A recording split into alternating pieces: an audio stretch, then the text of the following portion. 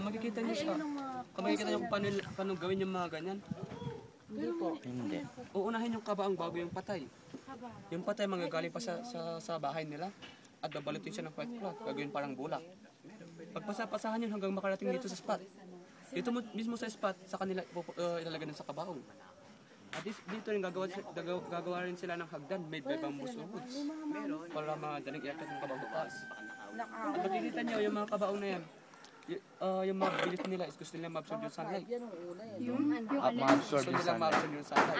Kaya inahang nila dyan, no? Hindi, at kung bakit sa taas sila para hindi yung mga aso yung magbubuto.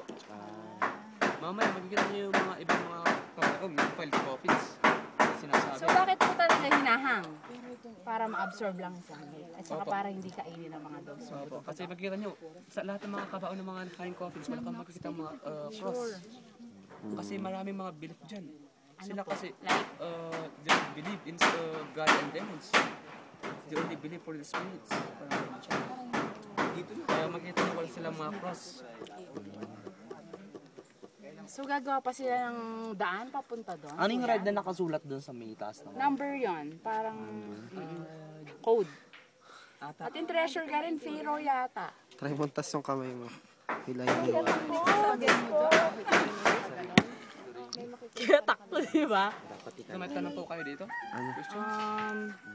Yun yung tanong ko yung ride na nakasulat. Silang ba yan? Gano'ng karami? Marami yan sila. 2, 4, 5. So yung mga, ancient, Ito rin nga doon. Ito yung ancient.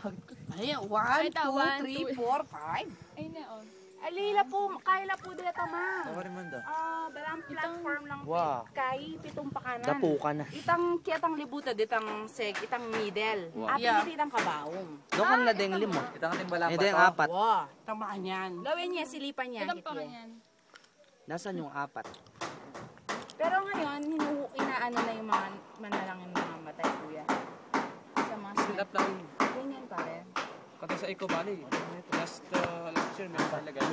Bali, yung papepagit. Meron ba na yung Siyempre nasa loob. Sa Eco Valley Hanging Coffins, di ba po yun? Dito sugong Hanging Coffin.